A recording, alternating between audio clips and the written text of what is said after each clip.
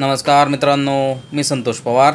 मित्रांनो, अंगणवाडी सेविकांचं आंदोलन चालू होतं। आपल्या सर्वांनाच माहिती आहे, महाराष्ट्र शासनाने अंगणवाडी सेविकांना खुशखबर दिलेली आहे। अंगणवाडी सेविका तसेच अंगणवाडी मदतनीस या दोन्हींचेही पेमेंट वाढ झालेली आहे, तसेच भत्त्यातही वाढ झालेली आहे। मित्रांनो, या संदर्भात शासनाने GR देखील काढलेला आहे।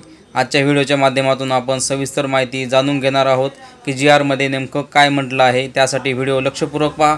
चॅनलवरती पहिल्यांदा आला असाल तर चॅनलला सबस्क्राइब करून ठेवा अशाच माहितीपूर्ण व्हिडिओ पाहण्यासाठी। चला तर मित्रांनो, व्हिडिओला सुरू करूया। GR सविस्तर जाणून घेऊया।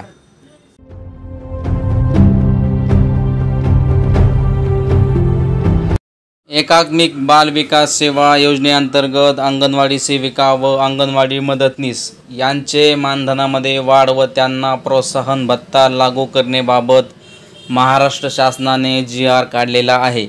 सदरील GR हा 4 ऑक्टोबर 2024 रोजी काढलेला आहे। मित्रांनो, अंगणवाडी सेविकांच्या मानधन वाढामध्ये GR जाहीर केलेला आहे। सदरील GR हा 4 ऑक्टोबर 2024 रोजीचा आहे। आपण याची आता थोडक्यात प्रस्तावना जाणून घेऊया। यामध्ये पहा, एकात्मिका बाल विकास सेवेअंतर्गत अंमलबजावणी करण्यासाठी राज्यात 553 प्रकल्पांतर्गत अंगणवाडी सेविका यांचे 1,10,556 आणि अंगणवाडी मदतनीस यांचे 1,10,556 असे एकूण 2,21,112 मानधनी तत्वावरील पदे मंजूर आहेत। अंगणवाडी सेविका व अंगणवाडी मदतनीस यांच्या मानधनामध्ये केंद्र शासनाकडून तसेच राज्य शासनाकडून देखील मानधन वाढ झालेली आहे। अंगणवाडी सेविकांच्या मानधनाकरता केंद्र शासन हिस्सा 60% तर राज्य शासन हिस्सा 40% असा 100% हिस्सा यामध्ये मंजूर करण्यात आलेला आहे। आता पाहूया शासन निर्णय नेमकं काय झालेला आहे। यामध्ये पहा, एकात्मिका बाल विकास यांच्या अंतर्गत 1 ऑक्टोबर 2024 पासून राज्यातील अंगणवाडी सेविका व अंगणवाडी मदतनीस यांच्या प्रतिमाह मानधनामध्ये वाढ करण्यास तसेच त्यांना प्रतिमाह प्रोत्साहन भत्ता लागू करण्यास शासन मान्यता देण्यात येत आहे। मित्रांनो, हा GRचा शासन निर्णय झालेला आहे। यामध्ये आणखी पहा, मानधन वाढ कशा प्रकारे झालेली आहे। यामध्ये बाल विकास सेवा योजनेअंतर्गत राज्यातील अंगणवाडी सेविका व अंगणवाडी मदतनीस यांच्या 1 ऑक्टोबर 2024 पासून सुधारित मानधन खालीलप्रमाणे राहील। यामध्ये पहा मित्रांनो, अंगणवाडी सेविका केंद्र शासनाकडून 2700 रुपये तर राज्य शासनाकडून 1800 रुपये, तसेच अतिरिक्त राज्य हिस्सा 100% यामध्ये 5,500 रुपये।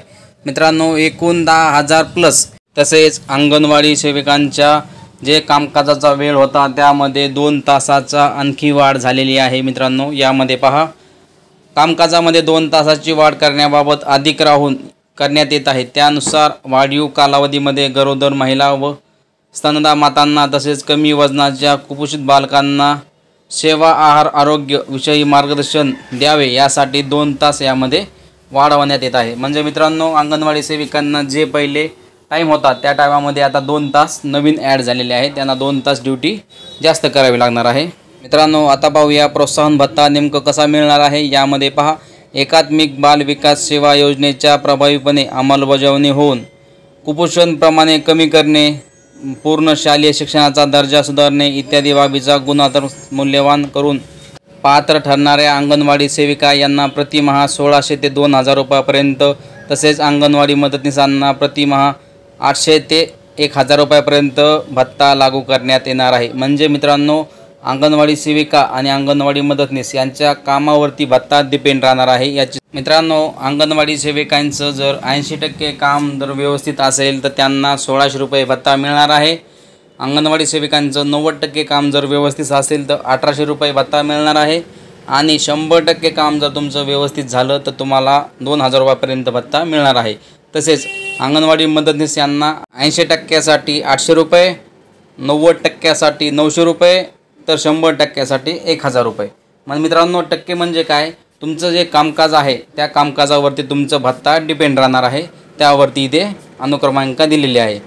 आणि मित्रांनो, अंगणवाडी सेविका व अंगणवाडी मदतनीस यांना मानधन वाढ किती झालेली आहे त्या संदर्भात आमच्या चॅनलवरती व्हिडिओ बनवलेला आहे। तुम्ही स्क्रीनवरती पाहू शकता। हा व्हिडिओ तुम्ही जाऊन पाहू शकता की यामध्ये सविस्तर माहिती आम्ही सांगितलेली आहे। आणि मित्रांनो, ह्या दिलेल्या व्हिडिओमध्ये माहिती जर व्यवस्थित समजली असेल तर व्हिडिओला लाईक करा. चॅनलवरती पहिल्यांदा आला असाल तर चॅनलला सबस्क्राईब करून ठेवा अशाच माहितीपूर्ण अपडेट पाहण्यासाठी. आणि मित्रांनो, या संदर्भात तुमचे काही प्रश्न असतील तर कमेंट सेक्शनमध्ये विचारू शकता. आम्ही तुम्हाला नक्कीच उत्तर देण्याचा प्रयत्न करू. धन्यवाद मित्रांनो.